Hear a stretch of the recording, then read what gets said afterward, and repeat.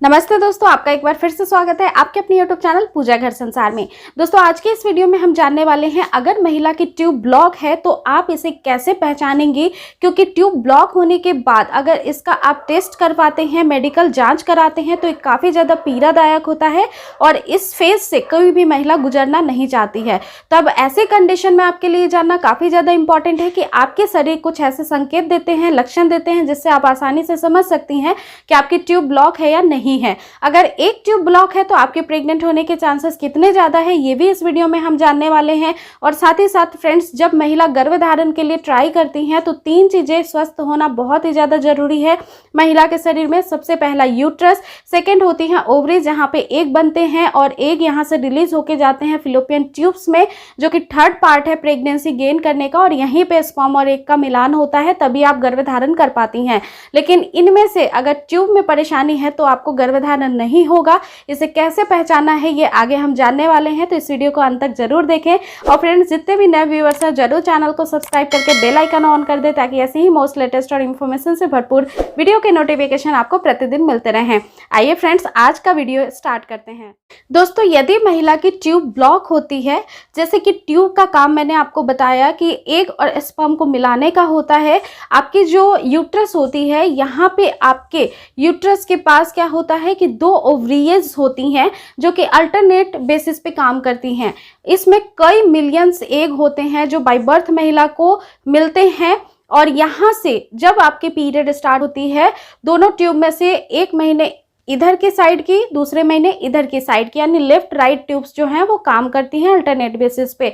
जब यहाँ से एक एग मैच्योर्ड होके आता है ट्यूब्स में, जहाँ पे ये 24 घंटे वेट करता है, तो अगर स्पर्म यहाँ मिल जाता है तो ये दोनों यहाँ पे फर्टिलाइज्ड हो जाते हैं और यहाँ से जाइगोट का निर्माण कर देते हैं, और उसके बाद ये जाते हैं आपकी यूट्रस की लाइनिंग में और यहाँ पे इनका प्लेसमेंट होता है, और साथ ही साथ यहाँ पे प्लेसेंटा का निर्माण होना स्टार्ट हो जाता है। तो फ्रेंड्स, अगर जिन महिलाओं को प्रेगनेंसी कंसीव नहीं हो रही है उनको कुछ बातों का, कुछ लक्षण पे ध्यान जरूर देना चाहिए। एक तो अगर आप कंटिन्यूअसली ट्राई कर रहे हैं और आपको गर्भधारण नहीं हो रहा है और आपके नाभि के नीचे जस्ट या राइट या लेफ्ट साइड पेन महसूस होता है, ये आपको जब आप कांटेक्ट में रहते हैं तो ज़्यादा फील होता है या कंटिन्यूअसली रहता है, तो ये एक बहुत ही मेन लक्षण होता है कि हो सकता है आपकी ट्यूब ब्लॉकेज हो।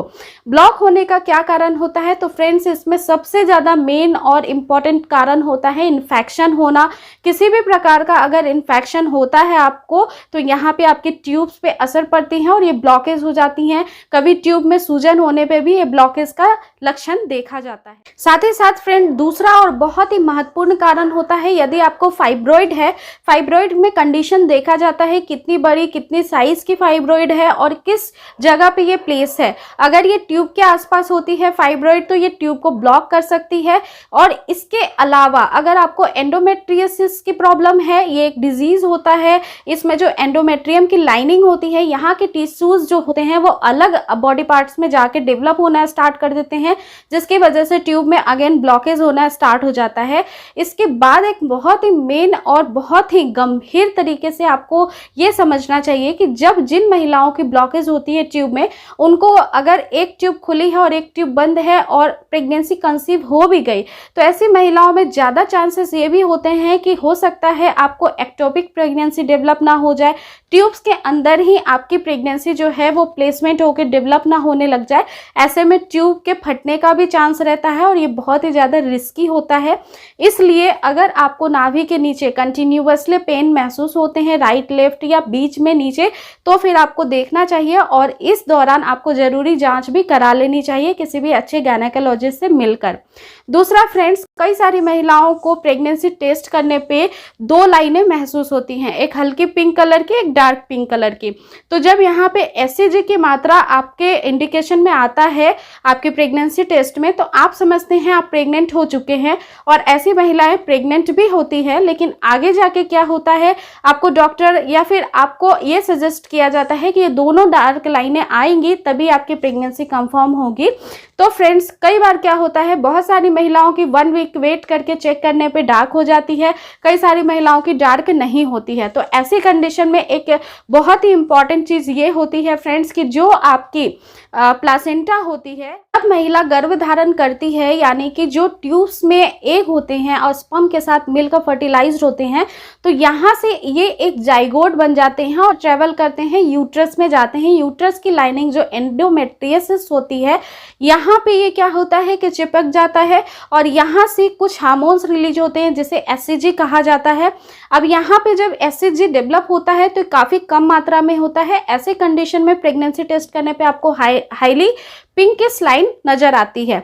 लेकिन जब यहाँ पे क्या होता है फ्रेंड्स, आरोपित हो जाता है, आपकी इम्प्लांटेशन सक्सेसफुल हो जाती है, तो प्लासेंटा का निर्माण होना स्टार्ट हो जाता है गर्भ के अंदर, जो कि बच्चे के भरण पोषण के लिए, ब्लड सप्लाई के लिए, ऑक्सीजन सप्लाई के लिए जरूरी होता है। अब ये प्लासेंटा काफ़ी ज़्यादा जल्दी एससीजी प्रोड्यूस करना स्टार्ट कर देता है, दुगनी तेजी से कंपेयर टू दिस कि पहले ये काम एंडोमेट्रियसिस में जब लाइनिंग में आ रहा था बच्चा तब हो रहा था। तो इस दौरान क्या होता है फ्रेंड्स कि आपकी लाइन जो है डार्क पिंक होना स्टार्ट हो जाती है। लेकिन कई सारी महिलाओं में जिनकी ट्यूब्स ब्लॉक होती हैं, उनके ट्यूब्स में ही बेबी डेवलप होने लगता है, जिसको एक्टोपिक प्रेगनेंसी कहा जाता है। और ऐसी कंडीशन में एससीजी भी ठीक से डेवलप नहीं होता, जिसकी वजह से बाद में भी प्रेगनेंसी टेस्ट करने पे आपको लाइनिंग हल्की ही नजर आएगी।